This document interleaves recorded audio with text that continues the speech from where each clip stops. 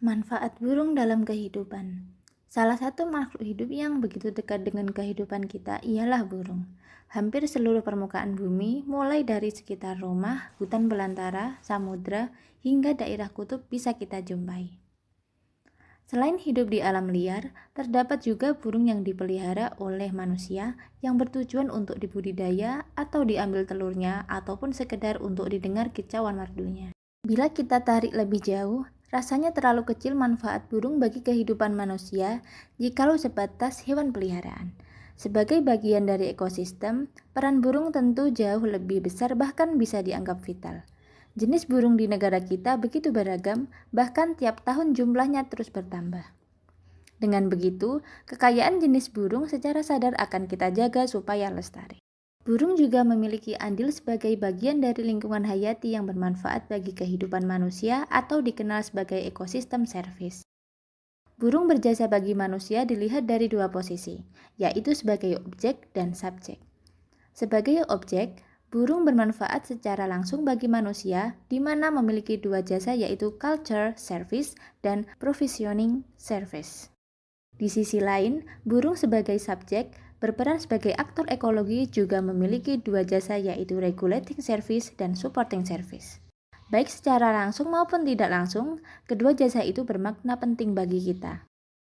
Pertama, culture service. Culture service bisa diartikan sebagai jasa lingkungan yang berupa manfaat non-materi seperti pendalaman spiritual, sumber pengetahuan, refleksi, rekreasi, dan estetika.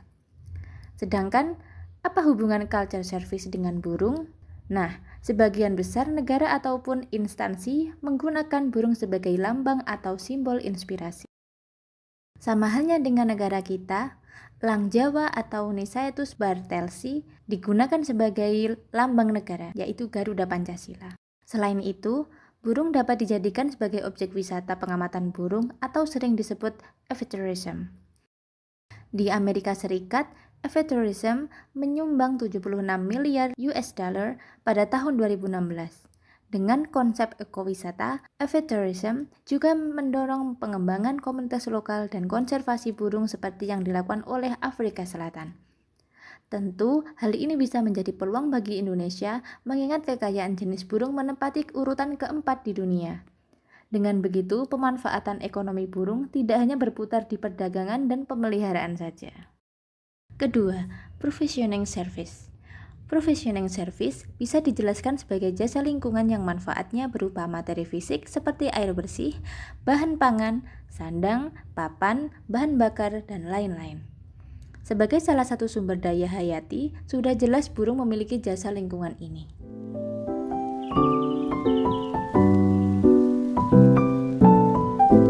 Burung dimanfaatkan manusia sebagai bahan makanan untuk memenuhi asupan protein.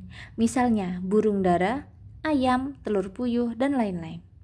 Bulu burung dapat digunakan sebagai bahan pembuat pakaian maupun hiasan. Bahkan, kotoran burung pun dapat dimanfaatkan sebagai pupuk kompos. Ketiga, regulating service. Regulating service bermakna sebagai jasa lingkungan berupa pengaturan ekosistem yang bersifat jangka pendek yang manfaatnya secara langsung dapat kita rasakan.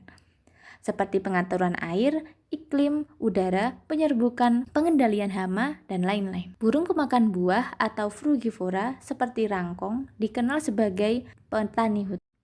Mereka membantu penyebaran biji tanaman dengan jarak begitu jauh dari pohon induk. Hal ini menguntungkan tanaman dalam menjaga kualitas genetik dan kesuksesan dalam berkecambah. Penyebaran jarak jauh akan mengurangi kepadatan biji dan kecambah. Selain itu, terhindar dari gangguan predator, herbivora, patogen, dan kompetisi antar biji itu sendiri. Dengan begitu, keberadaan hutan akan tetap terjaga lewat peran para petani hutan tersebut. Sama seperti burung frugivora, burung pemakan nektar atau yang biasa disebut nektivora sangat berperan penting dalam penyerbukan tanaman atau dikenal dengan istilah ornitokore. Lewat penyerbukan akan membantu aliran genetik tanaman sehingga kualitas genetik akan tetap terjaga. Lain lagi bagi burung pemakan serangga atau insektivora. Sebagai contoh, burung hantu serak Jawa atau Tito alba sengaja dibuatkan kotak sarang di sawah untuk mengurangi hama tikus. Dan burung predator yang bisa menjadi sahabat petani karena mengurangi populasi hama pertanian. Untuk burung insektivora, tidak bisa dibayangkan apabila kehadirannya tidak ada. Tentu akan menjadi ledakan populasi serangga yang begitu menyeramkan. Burung pemakan bangkai atau scavenger berperan penting dalam menghindarkan penyebaran wabah penyakit. Kemampuan tubuh yang luar biasa dalam menangkal mikroba pada bangkai ketika dikonsumsi menyebabkan penularan penyakit tidak terjadi. Sekalipun bakteri itu resisten, akan mati di dalam tubuh burung scavenger karena terdapat enzim yang sangat asam, yaitu pH1. Kehilangan burung jenis scavenger ini dapat mengganggu siklus rantai makanan dan mendatangkan mamalia pemakan bangkai yang lebih rentan sebagai agen penyebar penyakit. Keempat, supporting service. Supporting service berbeda dari ketiga jasa lingkungan sebelumnya, yaitu manfaatnya dirasakan secara tidak langsung berupa pengaturan ekosistem yang bersifat jangka panjang, seperti rantai makanan dan pembentukan tanah. Burung pelatuk sebagai pengontrol populasi, sedangkan kumbang pohon dapat menjaga ketahanan pohon dari kerubuhan. Penurunan populasi burung pelatuk dapat menyebabkan fragmentasi hutan karena rentan roboh akibat dari meledaknya populasi kumbang pohon. Burung air dapat membantu transfer nutrien dari lingkungan perairan menuju ekosistem daratan.